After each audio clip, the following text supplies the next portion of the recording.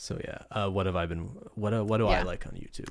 What's the best of YouTube 2019 for me? I guess we should acknowledge people like our friends. I think it goes without saying that like we're watching our friends like Who are your friends? Sophia and Tyler, Threadbanger, like Jenna and Julian.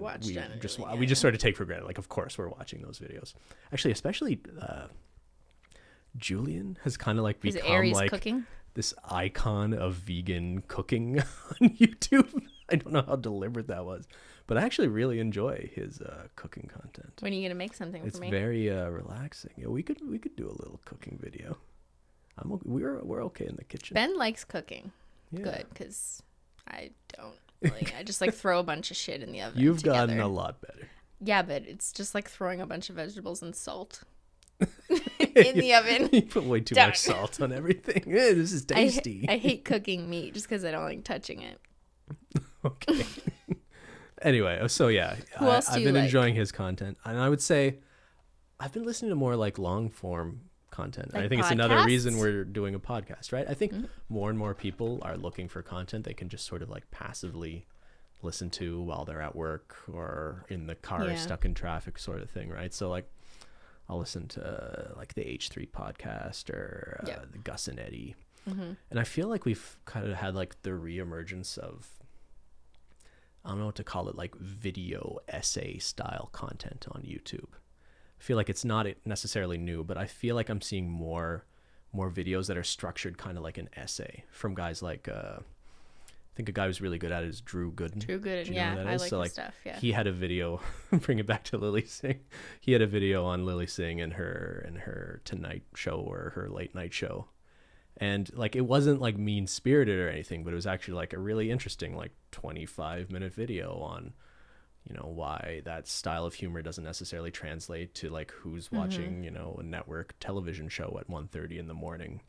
So I really appreciate a guy like that. Actually, his best video was probably he did one on what are they called? The Ace Family?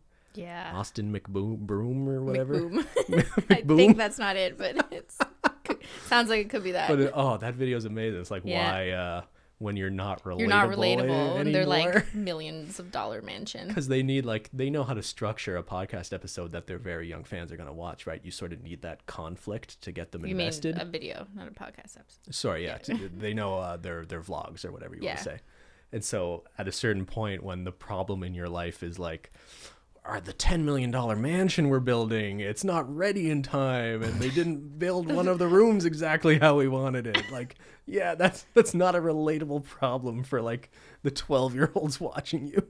Yeah, I saw Drew's video on that too. I think it was called "You're Not Relatable Anymore." Something like that. We could link all of these. I liked it. I thought most of his content's like a mature analysis.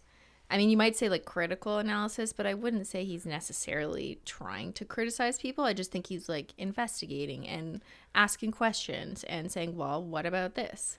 And I think it's good. It's good to get other people thinking about these things, because I feel like there will be people who watch an episode of The Ace Family and like just maybe have a feeling of, this is weird, but I can't really put my thoughts together on why this is strangely unhealthy and not good. Yeah. But then you watch Drew's video on it and you're like, that's it. Yeah, that makes sense. Thank you for that's what I agree, you know? Yeah, no. So I like content like that too. Yeah, he's really good. And I feel like he does criticism the right way. And he's like not the only person, right? But I think when H3 was just sort of emerging as a channel, they did a really good job of sort of being like the moral police of YouTube, although they kind of stuck to their one corner. And then they just sort of kind of became friends with some of the odious characters that they used to sort of criticize, which was a kind of strange move. But I feel like the influence they had on the platform led to a bunch of reaction channels that were trying to do what they did. It just didn't have any heart. It was just sort of like mean.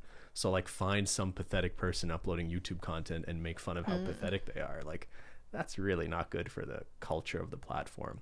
So I find like it's only now that we're sort of getting these sort of better, I don't want to call them reaction channels, but these sort of criticism channels that aren't just going out of their way to be mean and punching down, but sort of having these quite thoughtful takedowns of people who are being unethical with their online popularity or fame. I think video essay was a good way to describe. Yeah. They're putting effort into really structuring their argument. They're not just getting on camera, turning on a button, and ranting about how unfunny someone is, right? Yeah, I'm not a big fan of the rant videos. Well, first of all, I can't follow them, really. They're not well thought out. It's not for you. No. And then the last one I'll mention was... do you know who Gus Johnson is? Mm-hmm. He's a funny guy. I'm actually not really a fan of sketch comedy or like the very short videos. But you showed me that video with the Subway jalapenos. Exactly. Right? I think the best That was so the best YouTube video of 2019 is probably It's not one of mine. What's the title of the video? I don't even know, but he did his research. He went around to like 20 different Subway restaurants, ordered sandwiches where he just asked for jalapenos and like extra jalapenos. Yeah.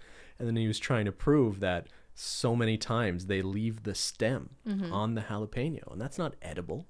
You don't eat the stem of a hot pepper. Yeah. And like a shocking number of his sandwiches had more than a few stems. He ordered like 20 plus subs or something and amazing. Just unpacked them all on a table. He's like, stems.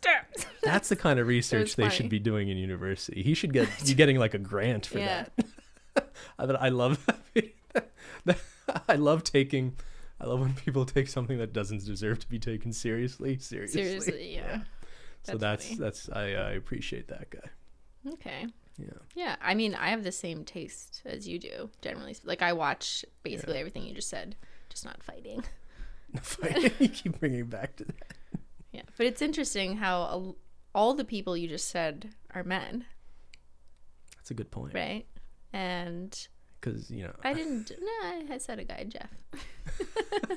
What women do I watch online? I mean, I watch a lot of you. I watch every one of your videos, sweetie. Do you have a choice in that one? I mean, like, sometimes I watch Sniper Wolf.